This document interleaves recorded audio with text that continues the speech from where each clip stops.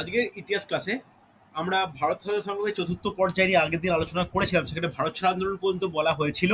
ঠিক তার পরের অংশ থেকে আজকে স্টার্ট করব। দেখ, তার পরের অংশের আজকের প্রথম বিষয় খুব গুরুত্বপূর্ণ। প্রত্যেকে হেডিং করো ওয়াবেল পরিকল্পনা। এই ওয়াবেল পরিকল্পনা কিন্তু খুব ইম্পর্টেন্ট।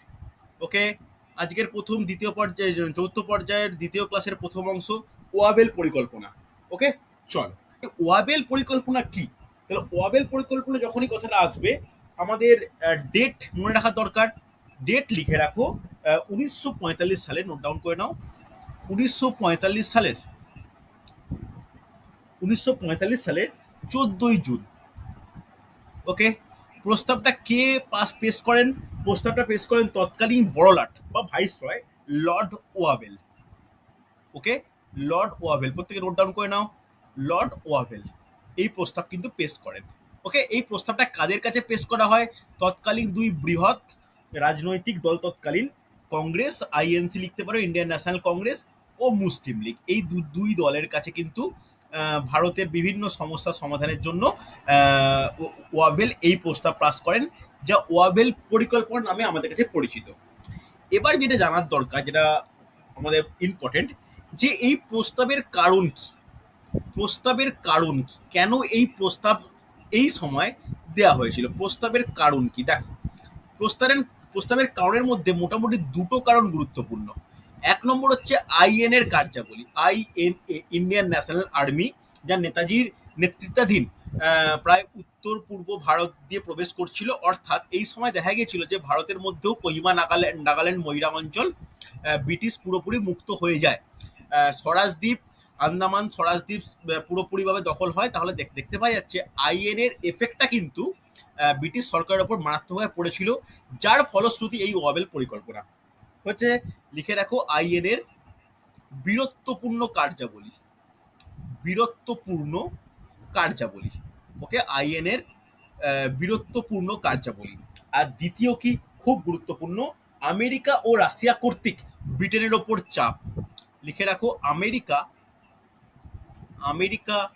ও রাশিয়া কর্তৃক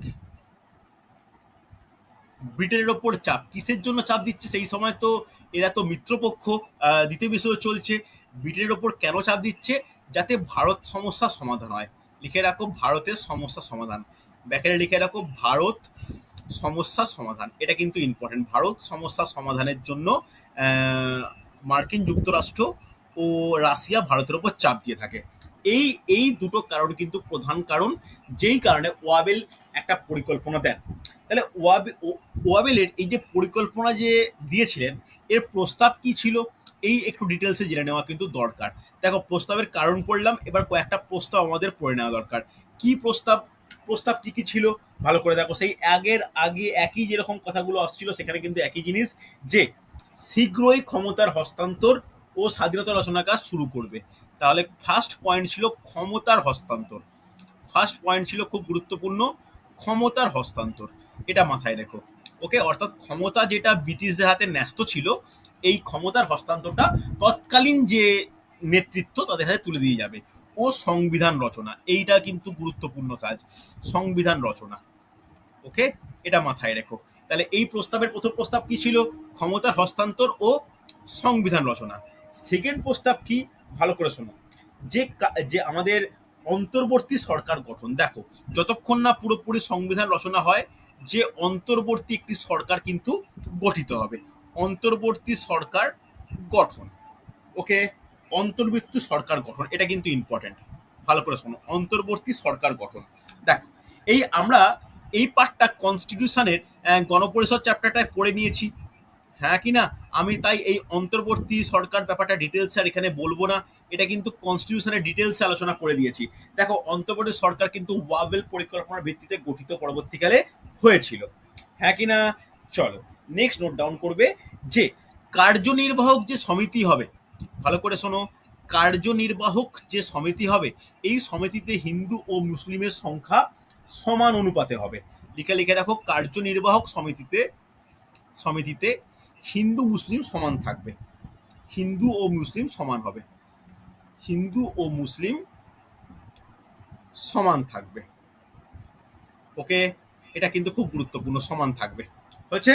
দেখো এই হলো হচ্ছে এই তিনটে প্রধান ওয়াবেল পরিকল্পনার প্রস্তাব। দেখো এই প্রস্তাবের কি হয়, এই প্রস্তাবের সঙ্গে সঙ্গে এফেক্ট হিসাবে কি বলতে পারি, সিমলা বৈঠক খুব গুরুত্বপূর্ণ। সিমলা বৈঠক, এই সিমলা বৈঠক দিয়ে কিন্তু কোশ্চেন আসে। সিমলা বৈঠক কিন্তু ভারতের স্বাধীনতা সংগ্রামের ইতিহাসে একটি গুরুত্বপূর্ণ সিমলা বৈঠক। এই সিমলা বৈঠক কি হয়, ডেটটা কবে, ডেটটা কিন্তু খুব গুরুত্বপূর্ণ। 1945 সালের, নোট ডাউন করে নাও, 1945 সালের 25শে জুন। ওকে, 25শে জুন।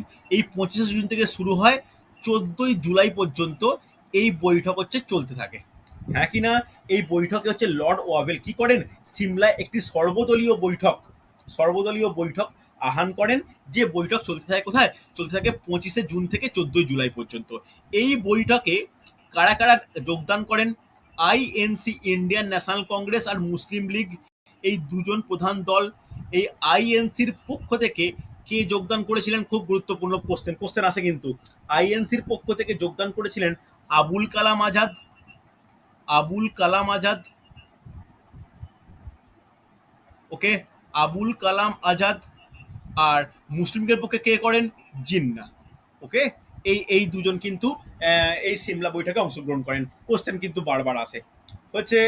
চলো দেখ, তাহলে এই যে ওয়াবেল পরিকল্পনা বা পরবর্তীকালে সিমলা বৈঠক, এটা সফল হয় না ব্যর্থ হয়, দেখা যায় সমস্ত ক্ষেত্রের মতো এটাও কিন্তু ব্যর্থ হয়। তাহলে ব্যর্থতার কারণ হিসাবে কি উঠে আসে, দেখ ব্যর্থতার কারণ হিসাবে যেটা উঠে আসে, যে জিন্না, জিন্না মুসলিম লীগ ও সহ জিন্না, জিন্না কি করেছিল, পাকিস্তানের দাবিতে কি করেছিল, অনড় ছিল। এই এক কার্যনির্বাহক কমিটিতে মুসলিম সমান থাকবে কি বেশি থাকবে, এটা কিন্তু ওনার ক্ষেত্রে কোনো ফ্যাক্টর করছিলই না। তাহলে যেহেতু পাকিস্তান প্রস্তাব, এই দেখো এই যে তিনটে প্রস্তাবের মধ্যে কোথাও পাকিস্তান সম্পর্কে কোনো প্রস্তাব গৃহীত হয়নি, তাই বলা যায় যে জিন্না এই মিটিংকে ফলপ্রসূ মনেই করেনি বা এই প্রস্তাবকে কোনো কিছু মেনেই নেয়নি। ওকে, তাহলে কি হয়, এই সিমলা বৈঠক কিন্তু ব্যর্থ হয়। কারণ লিখে নাও তোমরা প্রত্যেকে, যে যেহেতু ওয়াবেল পরিকল্পনায় পাকিস্তান সম্পর্কিত কোনো প্রস্তাব নেই, তাই এটা কি হয়, সম্পূর্ণ ব্যর্থ হয়। হয়েছে, নোট ডাউন করেছো, নোট ডাউন করলে আমাকে বলবে, হয়ে গেলে বলো, হ্যাঁ কি না, হয়েছে না হয়নি? হ্যাঁ, হয়ে গেছে। চলো, এতটা লেখা হলে নেক্সট পয়েন্ট দেখো। নেক্সট পয়েন্ট প্রত্যেকে হেডিং করো, খুব গুরুত্ব পয়েন্ট, দ্যাট ইজ মন্ত্রী মিশন। ছোট ছোট করে পয়েন্ট লেখাবো, হেডিং করো মন্ত্রী মিশন। কারো কোনো আইডিয়া আছে এই মন্ত্রী মিশন কে গঠন করে, কত সালে গঠিত হয়? লিখে নাও, ডেট লেখো। ডেট হচ্ছে 1946 সালের 19শে ফেব্রুয়ারি।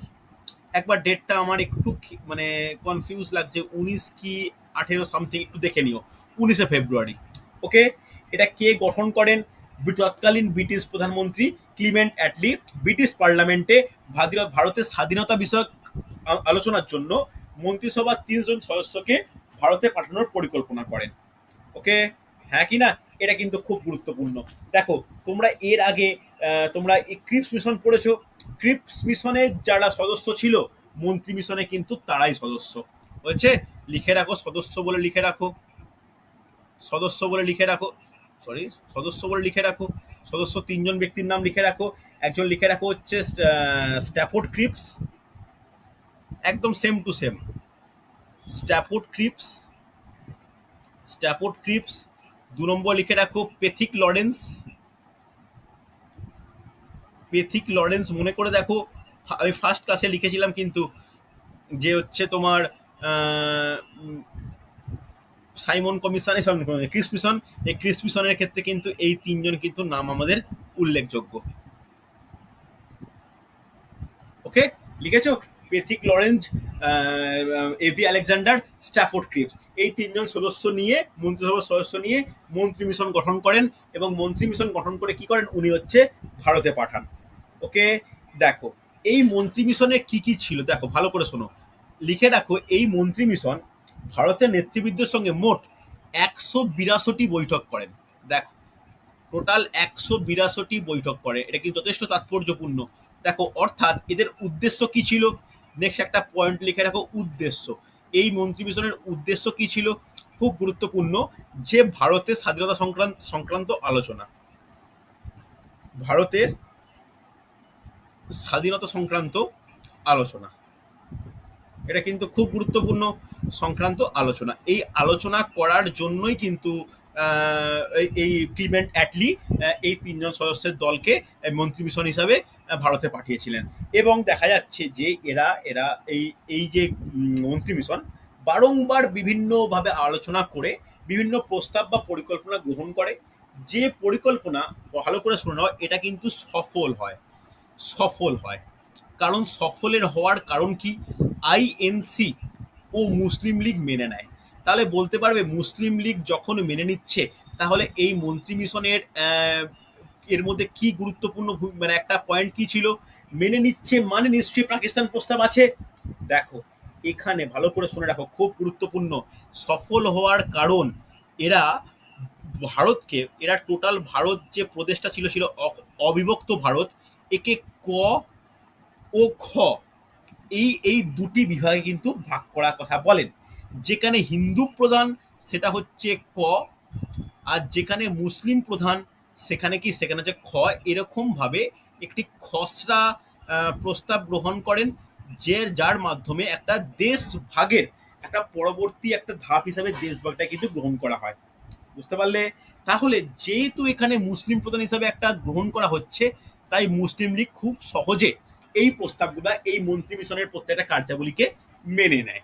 ওকে, তাহলে এতদিন যে ব্যাপারগুলো চলছিল, এতদিন যে আলোচনা চলছিল, যেখানে কখনোই পাকিস্তান প্রস্তাবকে মান্যতা দেওয়া হয়নি, এই প্রথম মন্ত্রী মিশন এসে ১৮২টি বৈঠক করে এটা বুঝতে পেরেছিলেন যে সমগ্র মুসলিম সমাজকে কিন্তু জিন্না ভালোভাবে এটা বলতে সক্ষম হয়েছিলেন যে মুসলিমদের জন্য পৃথক রাষ্ট্র প্রয়োজন, এবং তারা সেই দাবিতে অনড় থাকায় এরা বুঝেছিলেন যে পৃথক রাষ্ট্র না করলে ভারতের স্বাধীনতা বা ক্ষমতার হস্তান্তর কখনোই পসিবল নয়।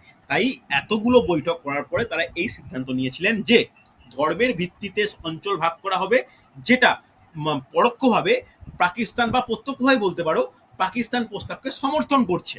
হ্যাঁ কিনা? তাই আমরা বলতে পারি, বা তাই বলা যায় যে আইএনসি ও মুসলিম লীগ উভয়ই এইটাকে মেনে নেয়। মেনে নেওয়ার ফলে দেখা যায় যে সেই মতো পরবর্তীকালে অন্তর্বর্তী সরকার কিন্তু গঠিত হবে। বলো, এতটা পর্যন্ত প্রত্যেকে নোট ডাউন করতে পেরেছো? কোনো অসুবিধা আছে? হ্যাঁ কিনা লেখা হয়েছে?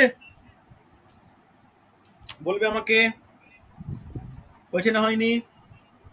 আরে হ্যাঁ কিনা হয়ে কিছু তো গেছে। বলো। চল, নেক্সট হেডিং করো প্রত্যক্ষ সংগ্রাম। দেখো, এটা কিন্তু ভারতের ভারতের ইতিহাসে আমরা তেমন কোনো জায়গায় পড়ি না। এটা কিন্তু একটা মানে কালো দিন বা কালো দিবস হিসেবে বলতে পারি। ইতিহাসে আছে, আমাদের পড়তে পারবে। এটা কিন্তু একটা কলঙ্কময় ইতিহাস। দেখো, এখানে কি আসে? এখানে কলঙ্কময় কেন বলছি? এখানে সবচেয়ে জোরদারভাবে পৃথক পাকিস্তান দাবি উত্থাপিত হয়। পৃথক পাকিস্তানের দাবি উত্থাপিত হয়। এটা কিন্তু খুব গুরুত্বপূর্ণ প্রত্যক্ষ সংগ্রাম। যারা আমার কাছে পড়তে আসো, বা যারা আমার কাছে অন্য ইতিহাসে মানে বিভিন্ন জায়গায় জিনিস পড়ো, আমি যখন আলোচনা করি এই প্রত্যক্ষ সংগ্রাম দিবস বা প্রত্যক্ষ সংগ্রাম, এটা কিন্তু আমি বারবার আমি উল্লেখ করি। ওকে, কি হয়, প্রেক্ষাপটটা কি? ভালো করে শোনো, প্রেক্ষাপটটা কি? যখন দেখা যাচ্ছে ১৯৪৬ সালে, ১৯৪৬ সালে যখন নির্বাচনে, মানে সংবিধান সভা নির্বাচনে, লিখে রাখো, সংবিধান সভা নির্বাচনে, সংবিধান সভার যে নির্বাচন অনুষ্ঠিত হয়, এই নির্বাচনে জাতীয় কংগ্রেস একক সংখ্যাগরিষ্ঠতা লাভ করে। আইএনসি একক সংখ্যাগরিষ্ঠতা। ওকে, একক সংখ্যাগরিষ্ঠতা লাভ করে। ওকে, এর ফলে কি হয়? এর ফলে সামহাও জিন্না মনে করেন যে জিন্নার যে মুসলিম প্রধান অঞ্চল নিয়ে পৃথক পাকিস্তানের দাবি, এটা হয়তো আইএনসি কর্তৃক প্রতিহত হতে পারে। এই কারণে তারা একদম ডাইরেক্ট কি বলবো, ভালো করে শুনে রাখো, যে একদম ডাইরেক্ট একটা অ্যাকশন নেওয়ার কথা বলে। একে প্রত্যক্ষ সংগ্রাম বা ডাইরেক্ট অ্যাকশন বলা হয়। এর সঙ্গে আর একটা জিনিস ঘটে যায়, ভালো করে শুনে নাও, যে ১৯৪৬ সালে, ভালো করে ডেটগুলো লিখে রাখো, ১৯৪৬ সালের ১২ই অগাস্ট, ১২ই অগাস্ট তখন কে ছিল? ওয়াভেল। ওয়াভেল ছিল বড়লাট বা ভাইসরয়। ওয়াভেল জওহরলাল নেহরুকে মন্ত্রিসভা গঠনের আহ্বান জানায়। ওকে, লিখে দাও ওয়াভেল। এই পয়েন্টগুলো খুবই গুরুত্বপূর্ণ। ওয়াভেল জে এল নেহেরুকে মন্ত্রিসভা গঠনের আহ্বান জানান। হ্যাঁ কিনা? গঠনের আহ্বান জানান। তাহলে এরা একটা জিনিস বুঝতে পারছিল যে যদি মন্ত্রিসভা গঠনের আহ্বান যখন জানানো হচ্ছে, আহ্বান যখন জানিয়ে দিচ্ছে একটা যখন গঠিত যদি হয়ে যায়, তাহলে সেক্ষেত্রে পৃথক পাকিস্তানের দাবি কিন্তু খুব মানে একদম মানে ভেঙে পড়বে। গোটা মন্ত্রিসভা গঠিত হয়ে গেলে অবিভক্ত ভারতই থেকে যাবে। এই কারণে 1946 16ই অগাস্ট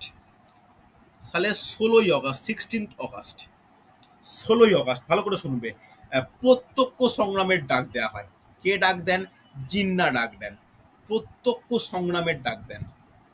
ওকে, প্রত্যক্ষ সংগ্রামের ডাক দেন হচ্ছে।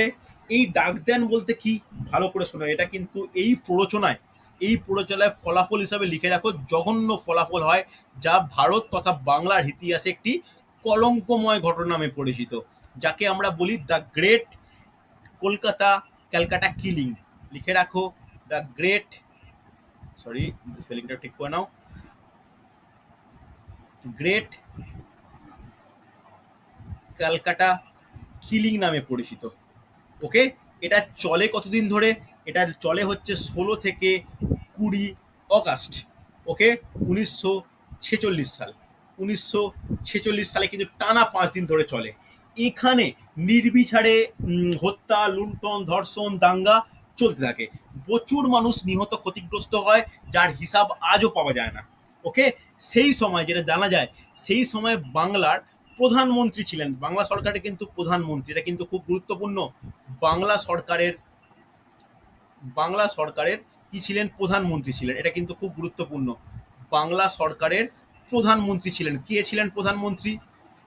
নোট ডাউন করে নাও, প্রধানমন্ত্রী ছিলেন সুরাবর্দী। ওকে, লিখে নাও সুরাবর্দী। এই কোশ্চেনে কিন্তু আসে, বাংলা সরকারের তখন প্রধানমন্ত্রী ছিলেন সুরাবর্দী। এই সুরাবর্দীর নামও কিন্তু দ্য গ্রেট ক্যালকাটা কিলিং এ জড়িয়েছিল, এবং পরবর্তী ক্ষেত্রে বাংলা থেকে নোয়াখালী, বোম্বাই, ত্রিপুরা, বিহার, পাঞ্জাবে ছড়িয়ে পড়ে। তবে বাংলাদেশের নোয়াখালী জায়গার নাম লিখে রাখতে পারো, বাংলাদেশের নোয়াখালী আর বিহারে এই দাঙ্গা মানে মানে কি বলবো, দাঙ্গা হচ্ছে ব্যাপক মানে আকার ধারণ করে। বিভিন্ন ইংরেজ ঐতিহাসিকবিদদের মতে সেই সময় প্রায় 1.5 লক্ষ মানুষ মানে মারা যায়, এবং প্রচুর প্রায় 1 লক্ষ নারী অপহৃত হয়, যাদের কাছে কোনো ট্রেস পাওয়া যায় না। ওকে, সেই সময় আমি তোমাদের গল্পের ছলে বলেছিলাম সেই গোপাল ব্যানার্জি বা গোপাল পাঁঠার কথা, যিনি এটা প্রতিরোধ করতে অনেকটাই একটা গুরুত্বপূর্ণ ভূমিকা নিয়েছিলেন। এটা কিন্তু ভারতের ইতিহাসে একটা কলঙ্কময় অতীত। ওকে, দেখো আমাদের ইতিহাস বইতে এই সম্বন্ধে তেমন কিছু পাওয়া যায় না। হয়তো পরীক্ষার জন্য অতটা ইম্পর্টেন্ট না হলেও ছোট ছোট পয়েন্টগুলো, সুরাবর্দী কে প্রধানমন্ত্রী ছিল, কবে কবে ডেট ডাক দেওয়া হয়, কি ব্যাপার, এগুলো একটু মনে রাখা দরকার। হয়েছে না হয়নি? বলো, প্রত্যেকে নোট ডাউন করো, যতটা বলেছি নোট ডাউন করেছো? Yes or no? হ্যাঁ কি না? হয়েছে না হয়নি? রেসপন্স হ্যাঁ করো। হয়েছে। চলো নেক্সট প্রত্যেকে হেডিং করো, খুব গুরুত্বপূর্ণ লাস্ট টপিক, মাউন্ট ব্যাটেন পরিকল্পনা। নোট ডাউন করো, মাউন্ট ব্যাটেন পরিকল্পনা।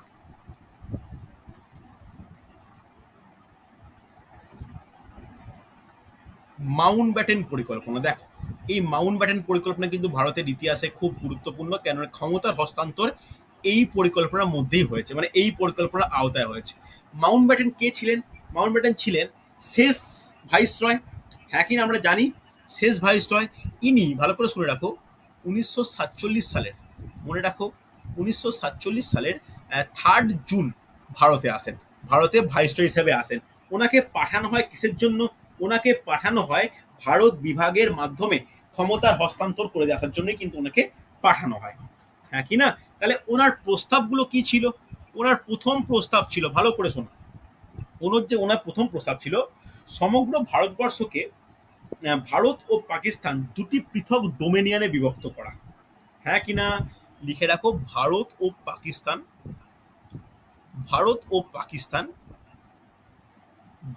পাকিস্তান দুটি পৃথক ডোমেনিয়নে বিভক্ত করা।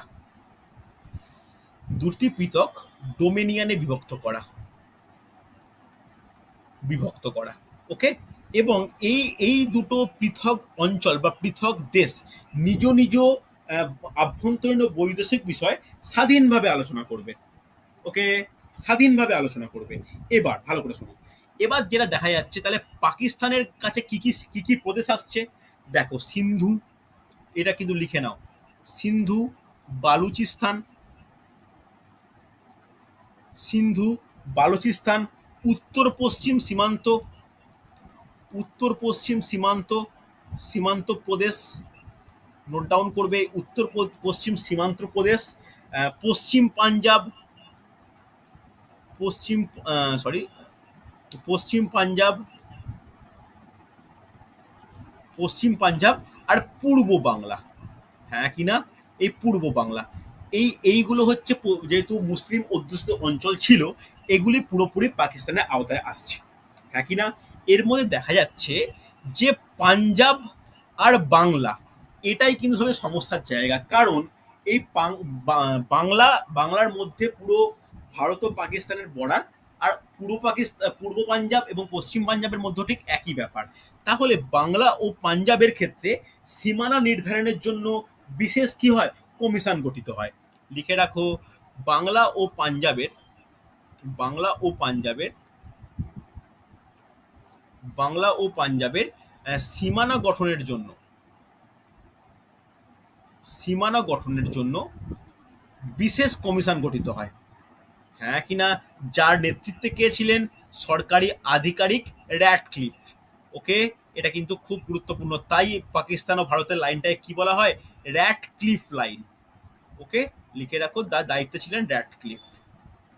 ওকে, এই কারণে পাকিস্তান ও ভারতের মধ্যবর্তী যে সীমানা, এটাকে বলা হয় র্যাডক্লিফ লাইন। লিখতে পারছো, হ্যাঁ কি না। চলো, এটা কিন্তু খুব গুরুত্বপূর্ণ হচ্ছে। চলো দেখো, এরপরে দেখো, এরপরে কিন্তু এরপরে যেটা দেখা যাচ্ছে, যে দেশভাগটা আর মানে শুধুমাত্র সময়ের অপেক্ষা ছিল। দেশভাগ বাধ্যতামূলক ছিল, দেশভাগ ছাড়া আর কোনো কিছু কাজ এগোতোই না। তাই দেখো, ওই সময় গান্ধীজি বলেছিলেন যে কেবলমাত্র আমার মৃতদেহের ওপর দিয়েই ভারত ভাগ হতে পারে। মানা যায়নি, মানে ব্যাপারটা আটকাতে পারেননি, ভাগ সেই হয়েছে।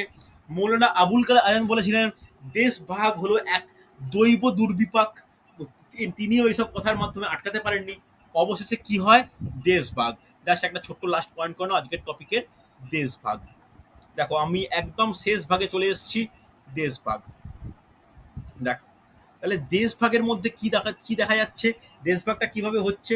1947 সালের দুটো ডেট আমাদের মনে রাখতে হবে। 1947 সালের দুটো ডেট কিন্তু খুব গুরুত্বপূর্ণ। একটা হচ্ছে 14ই আগস্ট, একটা হচ্ছে 15ই আগস্ট। হ্যাঁ কি না, এই দুটো ডেট কিন্তু ইম্পর্টেন্ট। এই 14ই আগস্ট কি, 14ই আগস্ট হচ্ছে পাকিস্তান স্বাধীনতা লাভ করছে, পাকিস্তান স্বাধীনতা লাভ করছে। আর 15ই আগস্ট আমরা প্রত্যেকেই জানি ভারত স্বাধীনতা লাভ করছে। দেখো, স্বাধীনতা মানে কি, ব্যাপারটাকে ভেঙে দিয়ে ক্ষমতাটাকে হস্তান্তর করে দেওয়া।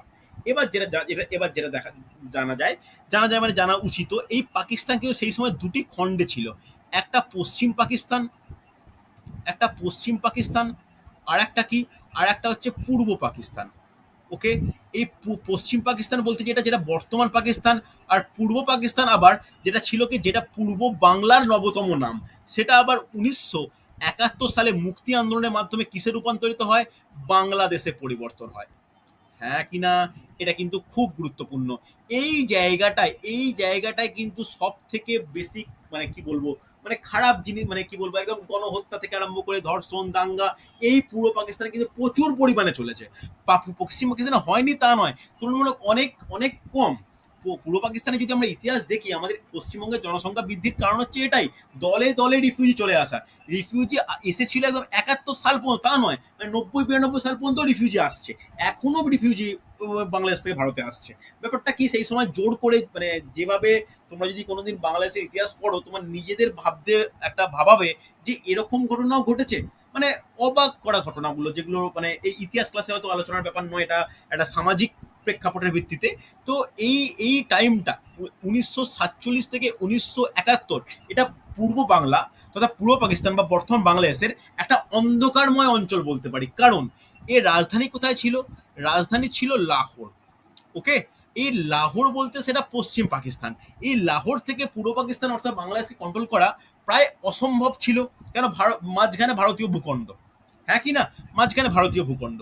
এবার পূর্ব পাকিস্তানের দায়িত্বে কে ছিল? পাকিস্তান সেনা। এবার পাকিস্তান সেনারা তৎকালীন হিন্দুদের ওপর যেভাবে অত্যাচার করেছে, বা বিশেষ করে হিন্দু মহিলাদের ওপর, সে বর্বরচিত বলা যায়। সেই ইতিহাস যদি তোমরা কোনো জায়গায় দেখো, কোনো ডকুমেন্টারি দেখো, কোনো জায়গায় দেখো, নিজেরা ভাবতে অবাক লাগবে যে এরকমও হতো। পরবর্তী ক্ষেত্রে 1971 সালে ইন্দিরা গান্ধী ভারতীয় সেনা পাঠিয়ে পূর্ব পাকিস্তান থেকে পাকিস্তান সেনাদের আটক করে বা যুদ্ধে হারিয়ে বাংলাদেশকে কিন্তু স্বাধীন করে। হ্যাঁ কি না? এটা কিন্তু যথেষ্ট উল্লেখযোগ্য। আর তার আর অপোজিটে বলতে গেলে বলতেই পারি যে ভারত তো এই সময় স্বাধীন হয়েই গেছে। হ্যাঁ কি না? চলো, এর সঙ্গে আর দুটো ইনফরমেশন আমি অ্যাড করে রাখছি। সেটা হচ্ছে বার্মা, আর হচ্ছে সিংহল। এই দুটো পয়েন্ট একটু অ্যাড করে নিচ্ছি। সিংহল বলতে কি, তখন নাম ছিল সিংহল, এখন নাম কি? শ্রীলঙ্কা। দেখো তাহলে বার্মা শ্রীলঙ্কা তৎকালীন ভারতের অন্তর্ভুক্ত হলো। এদের স্বাধীনতা কবে পায়? এরা স্বাধীনতা পেয়েছে, ডেটগুলো লিখে রাখো, 1948 সালের 1948 সালের 4th জানুয়ারি। জিকের জন্য কিন্তু ইম্পর্টেন্ট। আর সিংহল কবে পায়? 1948 সালের 4th ফেব্রুয়ারি। ওকে, এই দুটো কিন্তু খুব গুরুত্বপূর্ণ, আমি এক্সট্রা ইনফরমেশন বলে রাখলাম। এটা তোমাদের জিকের জন্য ইম্পর্টেন্ট, এটা তোমাদের এমনি কম্পিটিটিভ যে ইতিহাসের জন্য ইম্পর্টেন্ট। হয়েছে না হয়নি? তাহলে এই হলো আমার টপিক, যে টপিকে আমি কিন্তু একদম যেভাবে স্বাধীনতা সংগ্রামী এগোচ্ছিলাম, প্রথম পর্যায় অর্থাৎ বঙ্গভঙ্গ, দ্বিতীয় পর্যায় অর্থাৎ অসহযোগ আন্দোলন, জালিয়ানওয়ালা হত্যা বা রাওলাট অ্যাক্ট, তারপরে তৃতীয় পর্যায়ে অর্থাৎ আইন অমান্য আন্দোলন, ডান্ডি অভিযান, গোলটেবিল বৈঠক, গান্ধী আরউইন চুক্তি, চতুর্থ পর্যায় অর্থাৎ তোমার ভারত ছাড়ো আন্দোলন, তারপরে এই সমস্ত অংশগুলো, এগুলো প্রত্যেকটা কি চতুর্থ পর্যায়। দেখো আজকের ডেট পর্যন্ত কিন্তু আমি প্রায় স্বাধীনতা পর্যন্ত পৌঁছে দিলাম। তাহলে এর মধ্যে কি বাকি থাকছে? বাকি থাকছে নেক্সট ইতিহাস ক্লাসে আমি আলোচনা করব সব থেকে ইম্পর্টেন্ট ভারতের স্বাধীনতা লাভের অন্যতম প্রত্যক্ষ কারণ, যে কারণটা তৎকালীন ব্রিটিশ প্রধানমন্ত্রী ক্লিমেন্ট অ্যাটলি পরবর্তী ক্ষেত্রে মেনে নিতে বাধ্য হয়েছিলেন, যেটা হচ্ছে নেতাজি ও আইএনএ এফেক্ট। পরবর্তী ক্লাসে আমি পুরোপুরি টপিকটা একটা ক্লাস নিয়ে টপিক আলোচনা করব, সুভাষচন্দ্র বসু ও ইন্ডিয়ান ন্যাশনাল আর্মি।